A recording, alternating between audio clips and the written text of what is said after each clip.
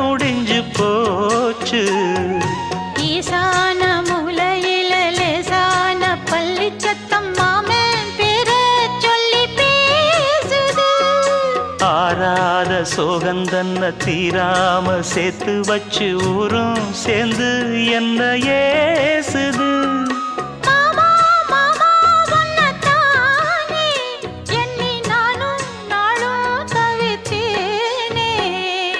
கூண்டுக்குள்ள என்ன வச்சு கூடி நின்ன ஊரை விட்டு கூண்டுக்குள்ள போனதென்ன கோலக்கிளியே.